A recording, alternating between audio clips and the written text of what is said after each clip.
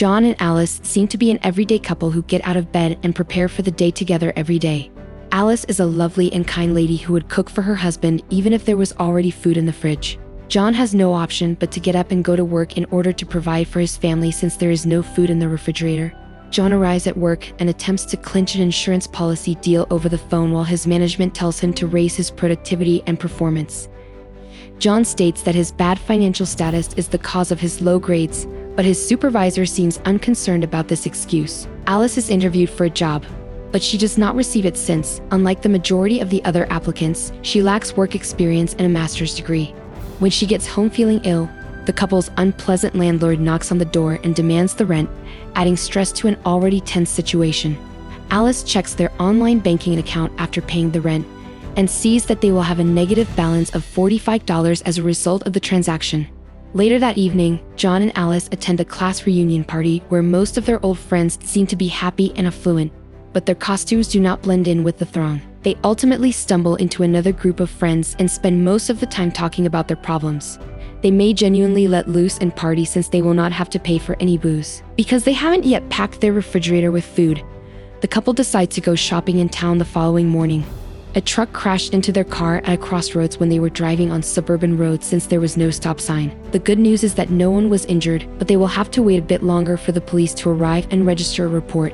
An old lady operates an antique shop right next to the road. Alice is shocked to witness an older lady picking up a golden teapot that had fallen to the ground.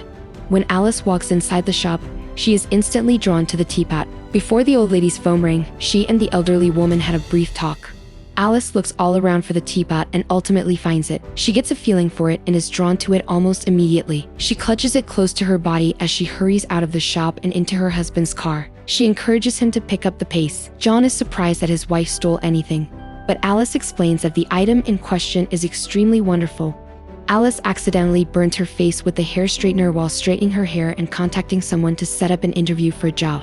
Meanwhile, the teapot starts to shake. She lets go of the phone and steps up to the teapot, which has fallen on the floor. When she raises the lid, she realizes that it contains money. She's starting to see the link. She scalds the top of her head once more, and the teapot starts to rattle again. It is presently worth $700. Alice puts the hypothesis to the test once again by kicking a chair, damaging her foot as well as her fingers. This couldn't have come at a better time, as John was recently fired from his job. When John returns home, the living room is a total wreck, and his wife seems to be on the edge of fainting. He tells her he was fired from his job, but she dismisses it as inconsequential. John feels an unexplained sensation once she delivers him the teapot. After smacking John, Alice tells him how much money the teapot has brought in. She explained to John that the teapot would profit financially from their injuries. John finds it difficult to believe, but Alice wants him urgently in the crotch, and the teapot explodes, pouring money out of it. John finds it difficult to believe. John is initially apprehensive that things will not go as planned, so he attempts to return the teapot to the antique store. However, in the nick of time, he has a change of heart and discovers that he is really interested in the item that may bring him money. Following that, John presents the teapot to a TV show in the manner of Cash or Garbage, where the host values it at $5,000 and informs him, no deal for John. During this moment, there is one Asian-looking observer in the crowd who seems to be paying careful attention to the teapot. He locates John on a map displayed on his wall and pins him down. John and Alice reach an arrangement to make $1 million from the teapot and then stop. They put themselves in uncomfortable circumstances to prevent spending money. But who says they can't also have fun? Both Alice and John have experienced good makeovers, and these improvements aren't only cosmetic. Their mindsets have also improved.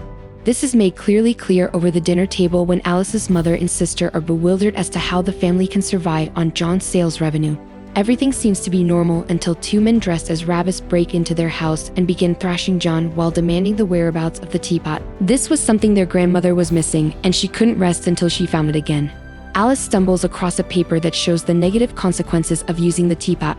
Alice pulls out the relevant page while John is distracted because she does not want John to see it. For a short while, the couple lives their dream life. They get a fresh new car and go on a road trip. They revamp their outfits, move to a more attractive neighborhood, and start hosting parties attended by celebrities. An Asian man comes to their house one day and presents himself as Li Ling from the Theosophical Society. He says he is coming to discuss their faith with them. He professes to be obsessed with old goods, notably teapots. John is interested in hearing what the man has to say, but Alice won't let go of his hand. She cautions John that if they misplace the teacup, they will lose all of their stuff. Li Ling informs them that the situation is dire, but they disregard him and shut the door in his face. There are more guests than Li Ling who come to see them. Their prior owner also pays them a visit. Arnie goes to see them and ultimately enters their home. Uninvited, he inquires as to how two scumbags like them could have ended up there in such a lovely neighborhood. Because Arnie is inebriated and behaving recklessly, he snatches the teapot from them and runs outside with it. Despite his best efforts, John is unable to grab it, and it lands out in the middle of the road.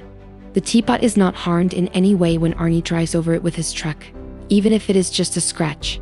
It's amazing that the teapot can resist being driven over without being damaged, but Alice can now relax. When they see Li Ling, they bring up the subject with him. According to Li, the teapot cannot be broken, so the only way to get rid of it is to hide it someplace no one will ever find it. He discusses the history of the teapot, arguing that it has been in the hands of both the best and worst people throughout history. He claims that the teapot has been handed down through generations. Li warns them that the teapot will bring out whatever evil is latent inside them and magnify it, even if they just have a trace of it. When John and Alice hear the voices, they come from their room to face the invaders. The teapot was last mentioned in a Nazi concentration camp a very long time ago. The rabbis are truthful when they declare they don't want the teapot because they've witnessed how it affects people and upsets their grandma. Instead, they're only concerned with money gains, so they delegate all responsibility for developing their riches to John and Alice. Despite their efforts to stop them, John and Alice begin bickering with one another. When the intruders attack Alice, she, like John, loses awareness and becomes unconscious. Things have only gotten worse since then. The teapot is no longer worth what it once was, and Alice and John have already done enough harm to themselves. They make the choice to seek help. In a biker-friendly bar, they ask about the most violent member of the town. After the bartender directs John's attention to the proper individual, John engages in a fight with that individual while simultaneously carrying the teapot in a bag. Alice recognizes that the teapot has the capacity to generate revenue even if it causes damage to others. A skater collides with Alice, and the teapot gains from the mishap. Alice tells John about this knowledge, and the two of them start attending unpleasant events like MMA fights and births to help the teapot generate cash.